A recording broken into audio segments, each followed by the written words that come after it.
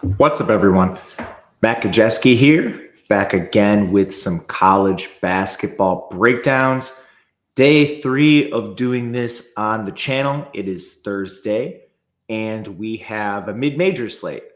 This slate is kind of topped off by one power matchup. It's Maryland taking on Nebraska, but otherwise Thursday is dominated by mid-majors. Before we get there, let's turn back the clock and go through what happened in yesterday's action. Not the best slate. Basically, we had most of the top 10 playing on Tuesday, which left a little bit of the leftovers for Wednesday night. Duke played, but they played Cal. They were basically 24-point favorites. So a little bit of a messy slate. And that sort of extends to predictions. It was a little up and down, but for the most part, it was pretty good. To go through what we had yesterday, we started with St. John's. That was the weirdest game they've probably played all year, and I just can't really say I understand the game plan. They shot 37 three-pointers, and we talked about it. I mean, this team is not a good shooting team. Predictably, they hit 29.7%. They still almost win the game.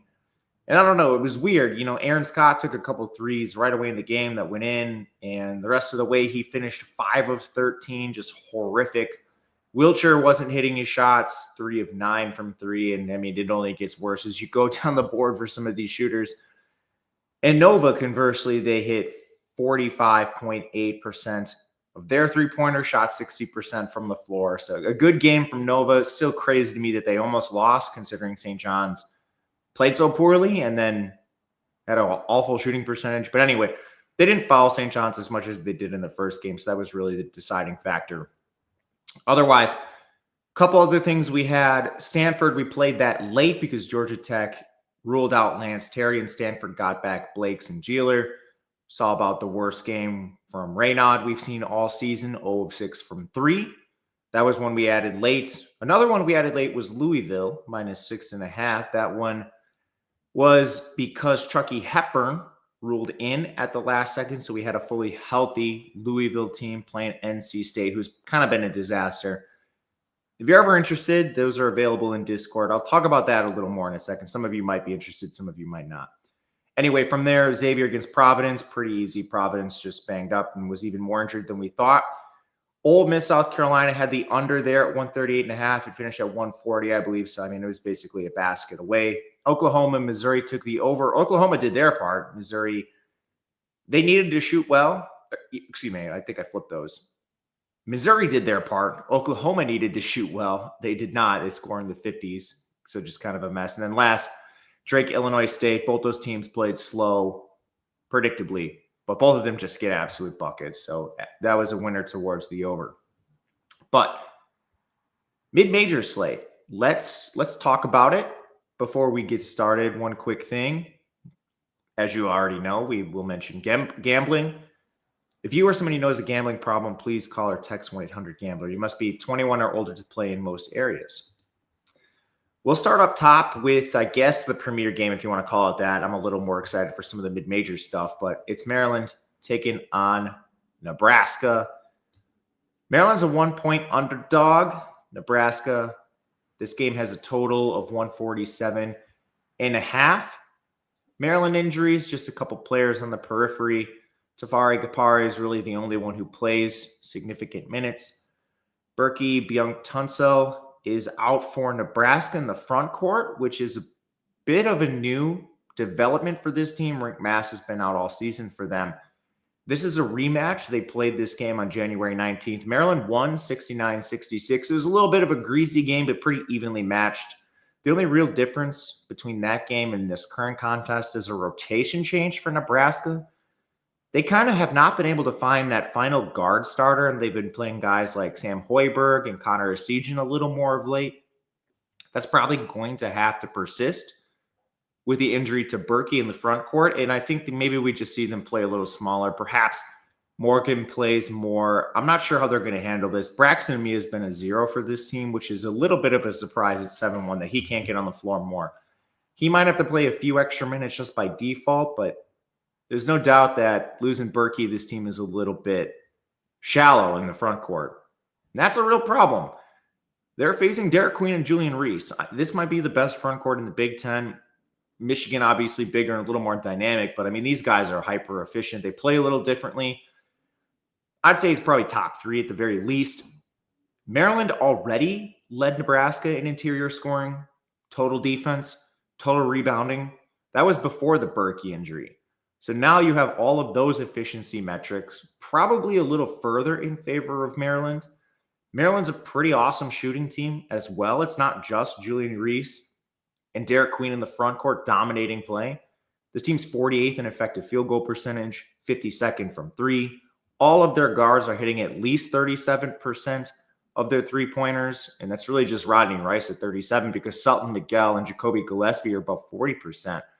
Nebraska's not awesome defending the perimeter. They're 163rd there, so shooting should be in Maryland's favor as well in this game. I guess as far as strength of schedule stuff, it's pretty comparable for these teams. Nebraska has one top 20 win that came against shorthanded Illinois. Maryland only has 2 top 20 wins. One of those was against shorthanded Illinois. So, I mean, both of them got Illinois at pretty favorable times. But overall, Maryland has the more talented roster just across the board, especially given the current injury situation with Nebraska. Road trip is difficult, not exactly an easy place to play. We currently make this Maryland by a half a point. You can find them at a dog price. I took this at 1.5. And I think another thing you could potentially look at is Juwan Gary over a half an assist. He's averaging over 1 per game. We have this hitting just slightly over 50% of the time. Some of these props are really volatile. We saw that yesterday when you're betting, like half whatever statistical category you want to. There's no margin for error. It's either you hit it or you don't, and one statistic is going to get you there. So that's where we will close with this first game. And now we will move to some of the greasier action. Just in general, it's kind of a weird slate for mid-major Thursday. Most of the good teams in these conferences are playing like the bottom of the league. But we have a couple that are interesting and close. Up at the top in the West Coast Conference, San Francisco takes on Gonzaga. These teams are ranked 2 and 3 in the conference. And it's a little bit of a different feel to this conference this year. They add Oregon State, they add Washington State, so it's a little beefier. But these teams are taking more losses because of that, and Gonzaga has been a victim. And the strength of schedule for Gonzaga is maybe not up to par where it normally is. They're 77. San Francisco is not that much worse. Injuries aren't really a huge factor in this game. Newberry, he's been gone from the lineup for San Francisco for quite some time now, only played in 11 games. Gonzaga is mostly healthy, just a couple guys in the depths that we don't need to worry about. As far as resume goes, it's pretty comparable for both these teams. Santa Clara is 3 and 4 against top 60 teams. They beat San Francisco is 3 and 4 against top 60 teams, beating St. Mary's, Santa Clara, and Boise State. There's our little Santa Clara action. All 6 of their losses have come away from home, which is a problem in this game. Playing Gonzaga on the road, they lost some pretty questionable games on the road too. 94 Bradley, 107 Washington. Those are those teams' ranks. Team has not traveled that well this year, which is a problem. However, Gonzaga, 3 and 6 against top 60 teams. Their wins are against Baylor, San Diego State, and Indiana. You could probably argue that those teams are aging towards the bottom of the top 60, maybe even out of it. So not the best wins. And then Gonzaga, most of their losses came on the road as well. They're playing at home here. The only time they dropped a home court game this year was to Santa Clara. So that is at least something worth mentioning. The location of this game is important. Once you start diving into matchup advantages, Gonzaga has most of them, but the key theme for this matchup is, yes, Gonzaga has a lot of advantages, but they're very slight advantages. This is actually much closer than what some of the metrics will tell you. And if you're looking at some analytical sites like KenPom and stuff, Gonzaga is ranked like 11th in the country there, which I would sell. So I think there's maybe even the potential that this matchup is closer than some of the numbers indicate. But shooting matchup basically favors Gonzaga across the board, except for 3-point percentage, where these teams actually are tied. I double-checked this to make sure there was no errors in the modeling and stuff. They're both 115th, which is kind of wild. Gonzaga has an advantage inside. This is where they should try to play. 19th in rebounding. San Francisco's 160th. And this is mainly just a talent thing. Gonzaga has a better roster. Should be no surprise there. These teams are almost identical in effective height, 84 and 85, but Gonzaga is just better inside with Graham Ike, Ben Gregg, Michael Ajayi. Those are the most efficient players for this team, too, largely outside of like Nemhard. So they should try to pound the glass, attack this San Francisco inside. But the bottom line to me is you have all these micro advantages, but they're just that. They're micro. Is that worth 14.5 points to the spread, 14 points in some spots? Is the home court combined with these micro advantages worth that much? I'm not there yet. I'm nervous betting San Francisco, but that's the side I would take if forced. We have this projection inside the spread right now. Nearly 70 points for San Francisco, 82.5 for Gonzaga. So we're making this line about 12.5. I don't have the stones for it right now, but it's one that's definitely on my radar and we'll be watching. One other thing, Malik Thomas has not been 100% of late. He has returned from his injury, but that's another mini hesitation I have betting the Dons in the road. All right, we go to maybe my favorite conference this year, the Summit. If you love like offense and shooting, this conference is elite. So on a Thursday night slate, hell yeah, I'll turn on some Summit. This is a weird game. Omaha is leading this conference. Omaha in first place. And South Dakota State's in third right now. Just a wild setup for this game. So to top-down view, Omaha is a 9.5-point underdog. The total in the game is 152.5. That's despite Omaha only having one loss in the conference. They're the number one team. They're basically, let's just talk about roster, how this conference shakes out. So overall power rankings, let's look at KenPom here just to give you a brief overview. Omaha's 204th. They're behind St. Thomas at 119th, South Dakota State at 102nd, North Dakota State at 125. Omaha is 4-0 against these opponents. In their most recent game against South Dakota State, they played on January 11th. They won by 7 points. It was 87-80. Omaha shot 44% from three. They did play at home. They're on the road here. But, I mean, at first glance, all of this would suggest, we got to back Omaha against the spread. They're beating all these teams in the conference. What's the problem? I think the main problem is their volatility. They play a non-conference schedule, and it was pretty weird in that sort of span. They lost to number 300 Alabama State. They lost to number 272 Southern Utah. In conference, their only losses to number 253 South Dakota. So it's crazy. You're beating these borderline top 100 teams in St. Thomas and South Dakota State, but then you're losing to 253 South Dakota. They did also play a couple teams close in non-con near the top 100. Minnesota and Akron, single-digit losses. Both those teams are in the top 100. To break this down stylistically and maybe give you some context why they're nearly double-digit underdogs, they win games, Omaha that is, by taking care of the ball and shooting threes. If they don't do that well, their defense is so bad they'll get blown out. They're 37th in three-point percentage. They have 4 shooters hitting at least 39% of their shots beyond the arc, led by J.J. White and Tony Osborne. But they actually have some pretty decent floor spacing too. Markel Sutton at 6'8" is about a 40% three-point shooter as well. But the volatility comes in because this team is sub 200 in defense. They're 322nd in interior defense. And if I'm South Dakota State looking to avenge the loss, I'm pounding this the whole game. South Dakota State is 32nd in interior scoring. They play a larger lineup than Omaha. They have an enormous rebounding edge. Their top player is Oscar Clough, their center. He's 6'11". He's a Washington State transfer. So we're talking about a team that actually has legitimate talent on the inside. And this team overall is a pretty good shooting team altogether. You know, Omaha, for all their three-point makes, 95th in effective field goal. South Dakota State's 46th, edge there. Inside, I mean, the drastic advantages go South Dakota State's direction. Omaha's 185th inside. South Dakota State, again, with Clough in there, 32nd. So I think this is actually pretty efficient. It's not one I plan to back, but just near the top of the conference, we need to talk about these important games. If you force me to take a side, I probably would be backing Omaha. I'm not sure the efficiency metrics have caught up with their recent conference play. So we'll lean Omaha, but stay away for the game. Going to the CAA, this is a battle of the number 2 and number 3 team in the conference. Charleston takes on Wilmington. The spread is 6.5 points in favor of UNC Wilmington. The total is 149.5. First time we're really going to talk about a lot of injuries in this game. Wilk Tavares for Charleston. He's been out. Lazar Djokovic took a gnarly fall in their last game, and I'm not sure if he's going to play. He's an unknown, but Tavares hasn't played in a while. For Wilmington, just losing role player Josh Corbin.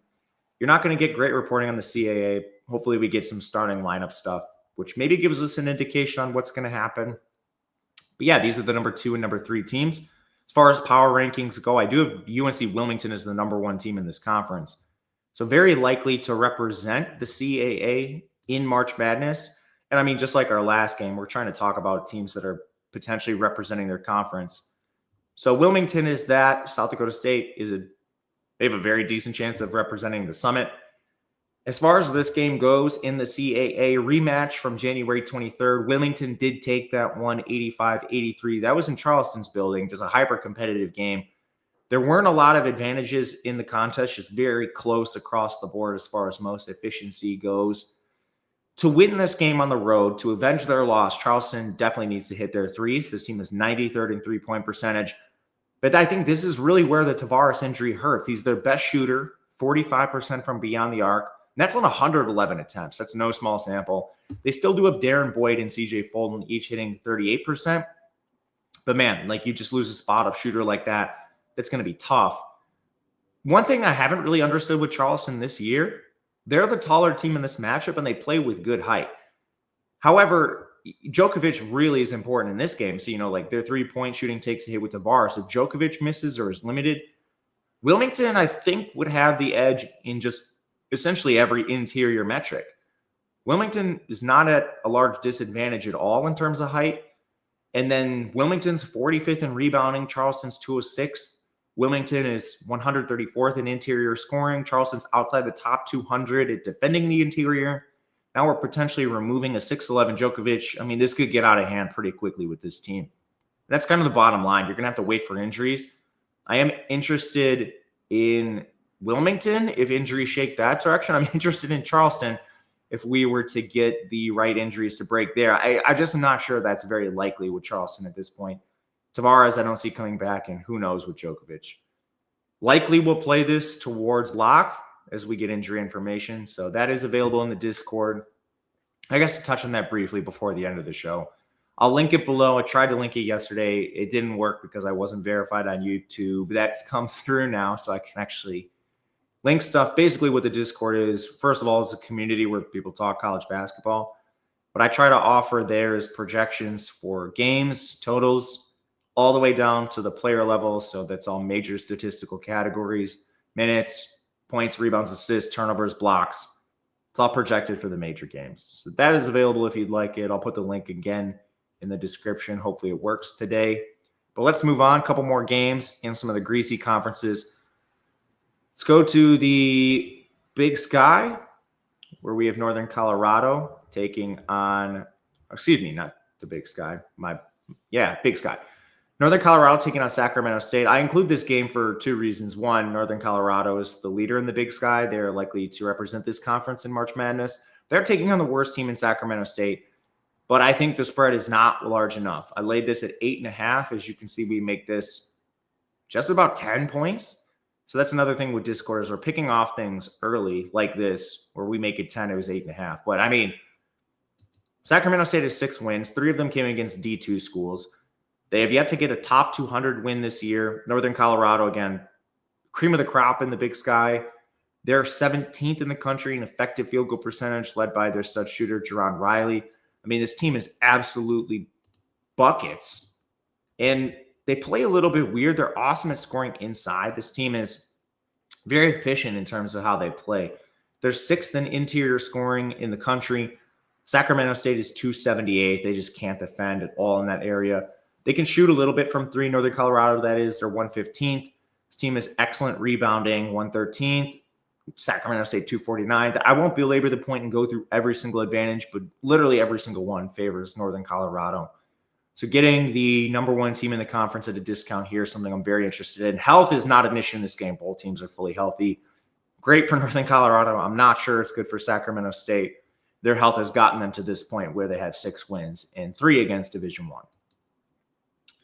Last one we'll talk about today is back to the CAA. Delaware takes on Towson.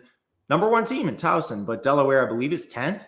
I think it's closer than that, and that's what we project in terms of our modeling as well. I played Delaware plus 9.5 at open because we projected this well inside about 7 points. Towson at 75, Delaware just around 68. The stylistics between this team, they already played. It was a 66-76 loss for Delaware. They were on their home court too. That was on January 30th. But all of the micro edges favored Towson, but it was still very close and closer than the score indicated. It came down to some noise at the end of the game. Otherwise, I think you see Delaware cover that spot. It's a clash of styles. Delaware is a much better shooting team. They're 59th in effective field goal. Towson is 334th. But defensively, that's where the edge flips. You got Delaware horrifying on defense. Towson awful on offense. So it's like strength on strength, weakness on weakness, who wins out.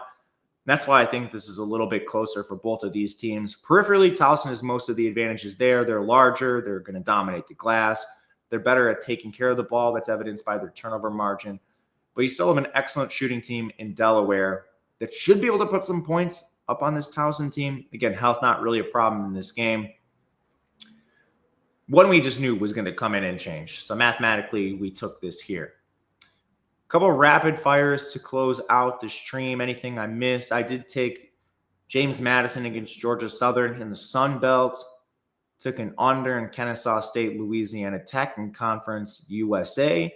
Louisiana Tech playing outside of top 300 pace. Kennesaw's a little faster than that, but they have their issues scoring. So those are 2 extras. But otherwise, that's it for the breakdowns today. We'll be back tomorrow for Friday. Should be a shorter one. Friday is a small slate. If you could like the video, subscribe. That helps me a ton. Trying to get to 1,000 subs to monetize, and we are only about 975 away. If you've done that, thank you. It helps a lot. The ability to keep doing these. Discord is below. I'll put my Twitter. It's @Matt_Gajewski. Generally talking about more games there. But thank you guys for watching. We'll see you again tomorrow. And good luck.